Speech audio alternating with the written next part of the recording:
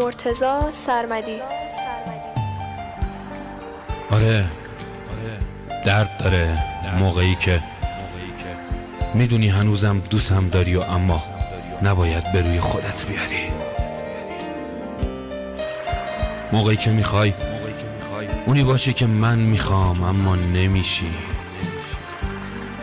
موقعی که یاد کارام میافتی و یه لبخند میاد گوشه لب تو ازش ها گریه میکنی.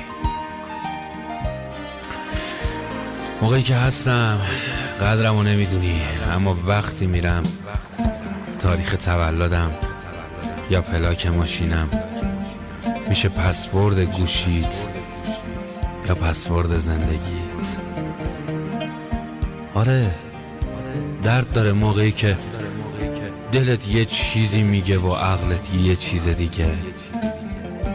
موقعی که میدونی کلی خاطرخواه دارم اما دلم پیش یه بی‌معرفتی مثل تو گیره.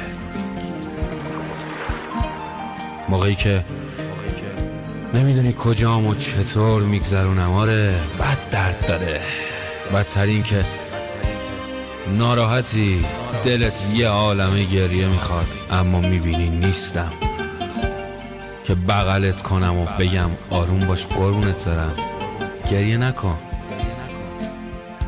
یا وقتی که بهت زنگ نمیزنم اما با شنیدن صدای زنگ گوشیت نفست بند میاد. وقتی به هم نیاز داری ولی نیستم بد درد داره. آره درد داره. وقتی یهو احساس میکنی اسمتو صدا کردم اما متوجه میشی فقط خیال بوده. یا وقتی داری تو خیابون راه میری میبینی همه دست عشقشونو گرفتن و اما تو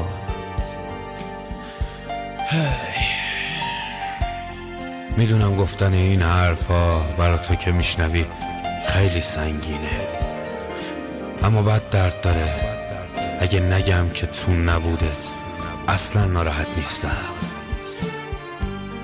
راستی امروزم گذشت بدون تو یه درد دیگه و دردای دیگه هم اضافه شد.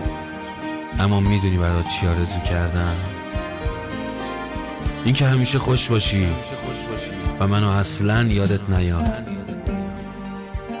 اما اگه هنوزم دوستم داری یه چیز رو ازم یادگاری ببر برای خودت، به دردت میخوره.